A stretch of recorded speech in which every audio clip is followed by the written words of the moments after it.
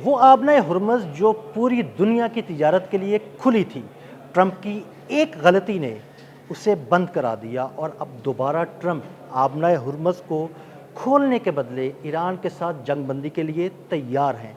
ऐसी बहुत सी बातें सामने आ रही हैं, इस बारे में आमिर रज़ा से बात करते हैं। आमिर भाई, एक बयान सामने आया है ट्रंप का कि जनाब अगर आबनाए हुर्मज़ अब खुल जाए तो हम ईरान के साथ जंगबंदी का ख़त्म कर देंगे और यहाँ से चले जाएंगे, कुछ इस तरह की बातें हैं। तो भाई पहले ही हम इस बात पे सोचना था, हमला क्यों किया? देखिए, पहली बात तो ये है कि सोचे समझे बगैर हमला किया। हमला इसलिए किया था कि उस वक्त अगर आपको याद है तो एप्स्टीन फाइल्स का बड़ा शोर था और उसमें डोनाल्ड ट्रंप का नाम था। डोनाल्ड ट्रंप को अपनी फैमिली से यानी उसकी बेगम से भी एक मीडिया कॉन्फ्रेंस यहूदियों ने जी, जी, करवा ली बिल्कुल। और एप्स्टीन फाइल क्योंकि एक यहूदी का प्लान था, उस पर उनके पास वीडियोज़, क्लिप्स सारी चीज़ें मौजूद थीं और उसी की ब्लैकमेलिंग में मेरा अपना ज़ाती ख्याल है, उसी की ब्लैकमेलिंग में अमेरिका ईरान पर हमला करने के लिए इजराइल के कहने पर आया। बिल्कुल ठीक इससे हो गया। पहले वो एक तजर्बा वेनेजुएला में कर चुके थे, जहाँ पर वो एक जहाज़ को लाते हैं, उसमें से मरीज़ जो हैं हेलीकॉप्टर पर उड़ते हैं और प्रेसिडेंट हाउस से एक प्रेसिडेंट को उठाते हैं, उसकी बीवी समेत, और अमेरिका ले हाँ, जाकर उस और पर वो उसका यही ट्रायल समझे थे करते हैं। शायद ये भी वेनेज़ुएला है। उन्होंने यही समझा कि यहाँ पे एक बुज़ुर्ग बाबा अली ख़ामनेई मौजूद है और उसको हम धमकाएंगे तो वो डर जाएगा। इसराइल ने भी ये सोच रखा था। अमेरिका जब यहाँ पर आया अब्राहम लिंकन नॉर्थ चाइनीज़ सी से लेकर, तो उसके बाद बयानात शुरू हुए और आपको याद है डोनाल्ड ट्रंप किस कैसे कैसे सख्त बयान, तहज़ीब ख़त्म करूँगा, फ़लाँ करूँगा, ब्ला ब्ला ब्ला, जो भी वो करना चाह रहा था वो करता रहा। उसके बाद 28 फरवरी आती है तो इन बयानात की कुछ हासिल वसूल नहीं होता, तो इसराइल हमला करता है।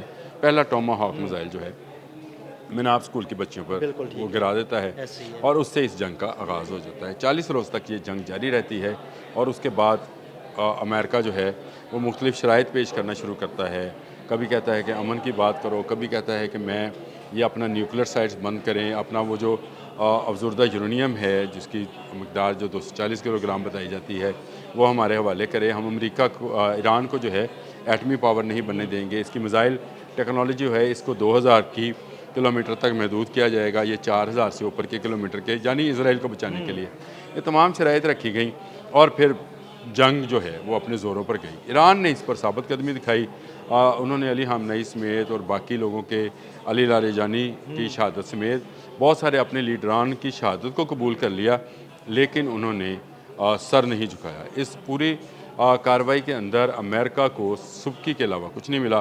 फिर इस माहदे की बात हुई, सुलह की बात हुई, सालस आ गए, सारा कुछ होता रहा। फिर 7 जुलाई को दोबारा से जंग का दूसरा मरहला शुरू होता है और इसमें भी डोनाल्ड ट्रंप इसी तरह के बयान देते हैं और ये कहते हैं कि अब किसी सूरत ईरान को ये टेक्नोलॉजी हासिल नहीं करनी चाहिए। लेकिन अब जब इतना लंबा था, यानी 5 माह से ज़्यादा का अरसा गुजर चुका है, वॉल स्ट्रीट जर्नल ने एक अमरीकी एहलकार की जो है वसातत से या ज़राए से ये बात बयान की है कि डोनाल्ड ट्रंप एग्री हो गए हैं कि ईरान जो है वो अपनी न्यूक्लियर पावर अपने पास रखे, पावर प्लांट्स बनाए, यानी वो मिसाइल और उसको यानी ईरान की बातें तो इसका मतलब फिर मानी जा रही हैं। देखा तो मान। अल्लाह का वास्ते आपने हरमज़ खोल दो। हैं? अब यहाँ तक मामला आ गए हैं कि आपने देखें, आपने हरमज़ खुलना क्यों ज़रूरी, पहले तो ये भी समझना ज़रूरी है कि अमेरिका को क्या मजबूरी है। वो तो 12,000 किलोमीटर दूर रहता है। यहाँ उसका क्या यहाँ उसके इत्तेहादियों के स्टेक्स हैं। ये जितने जीसीसी ममालिक हैं उनके लिए आपने हरमज़ और बाबुल मंदब बंद हुआ है।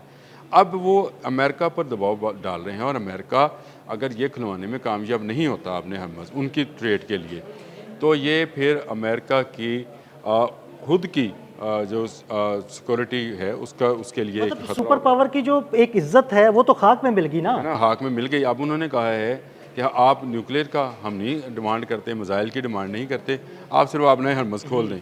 उस पर भी पासदारान ने 6 शराइत रख दी। हाँ जी। अब उन्होंने 6 शर्तों में जो अगर आप समझे तो वही शर्तें हैं, जो टैक्स है, जो जंग में नुकसानात हैं उनका मुआवजा है, फिर वो जो उनके असासे मुंजमद असासे हैं जिनसे $6 अरब तो सिर्फ कतर के पास हैं, $24 अरब के करीब जो है अमेरिका के पास हैं, वो उनकी बहाली है और फ्री ट्रेड है, यानी ईरान भी ट्रेड करे, बाकी ममालिक भी ट्रेड करें। तो ये वो सारी शर्तें हैं जो पहले दिन से वो दे रहे थे। अब वॉल स्ट्रीट जर्नल ये कह रहा है कि वो आपने हरमज़ में टैक्स वाली शर्त को अमेरिका मानने को तैयार नहीं प्रेसिडेंट, लेकिन वो कह रहा है कि आप अपने मिसाइल्स और अपनी इलेक्ट्रिसिटी के लिए अगर आप न्यूक्लियर इस्तेमाल करना चाहते हैं तो वो आप इस्तेमाल करते रहें। इस पर आ जाएँ। पासदारान इस पर भी नहीं आएंगे, क्योंकि उनको पता है कि अमेरिका का इस पूरे खत्ते से अब चल चलाओ है।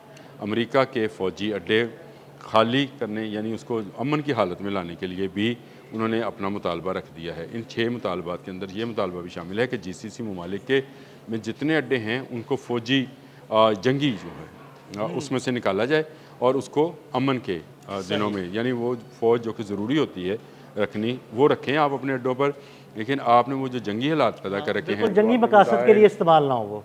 जंगी मकासद के लिए जंग की सूरत में इस्तेमाल हों, लेकिन इस वक्त क्योंकि वहाँ पर आपने मिसाइल्स और जहाज़ और फ़ौजी और मरीन्स आपने बुलाए हैं, ये आएँ और जो आपके बड़े जहाज़ हैं त्यारा बरदार ये वापस चले जाएँ, तो फिर ईरान आपने हरमुज़ खोलने की मुतल्लिक सोच सकता है। तो ये अमेरिका के लिए मैं समझता हूँ एक ऐसी सुबकी है या ऐसा एक सुपर पावर के लिए ऐसी डिमांड्स हैं जो कि वो अगर कबूल करता है तो जंग बंद होगी। अदरवाइज़ मैं आपको बता दूं अमेरिका को यहाँ से ज़िंदा भागने किसी ने नहीं देना। ईरान अब इस तक की बात सूरत-ए-हाल पर के मुताबिक तो वो भागने नहीं दे रहा जिंदा ईरान नहीं ना। नहीं नहीं भागने दे रहा ना, तो यही अमेरिका के लिए अपनी साख बचाना मुश्किल हो गया। यानी अमेरिका के लिए ये बचाना कि मैं एक सुपर पावर हूँ, मैं ईरान से कुछ लेकर जाऊँगा, ये लेने तो इसके लिए न्यूक्लियर पावर आए थे, उसको जब ये तबाह नहीं कर सके, इन्होंने बोशहर पर हमला नहीं किया, न्यूक्लियर इस्फहान पे पावर को हमला नहीं तबाह किया। नहीं कर सके, ना उनके मिसाइल प्रोग्राम को रोल बैक करा सके, और ऊपर रोल से बैक उल्टा आबना हुर्मुज़ जो खुली हुई थी उसको बंद करा दिया और उस पर ईरान का कब्जा करा दिया। अब ये कब्जा जो है ये ईरान छोड़ेगा नहीं छोड़ेगा। और अब जीसीसी ममालिक में इतनी सख्त नहीं है कि इसको हाली करा सकें। बिल्कुल ऐसे ही। तो आपने हरमज़ की ट्रेड जब तक नहीं खुलेगी अमेरिका की साख भी उस बहाल नहीं होती। ये इस सूरत हाल से दो चार हैं इस वक्त अमेरिकन, और अमेरिका चाहता है कि किसी न किसी सूरत यहाँ से बच के निकला जाए और ईरान को फिर जो है वो अगर बिजली बनाना चाहता तो ज़रूर बनाए। एटमी वारहेड से कम वो लिख कर दे दें कि एटमी वारहेड नहीं बनाएंगे तो ईरान मेरा ख्याल है बहुत अरसे से ये बात कह रहा है कि हमारे कोई सूरत ऐसी नहीं है कि हम एटमी वारहेड बनाएं। हालांकि वो 10 एटमी वारहेड या बॉम्ब जिसको हम आम लफ्ज़ों में कहते हैं बनाने की सलाहियत रखता है, लेकिन वो उनके लिए क्योंकि एक फतवा पहले से जारी है, उसके लिए नया फतवा आना जरूरी है। खामनेई ये फतवा दे चुके हैं कि ये नहीं बनाएंगे, से पहले उन्होंने कहा था कि ये नहीं बनाएंगे हम।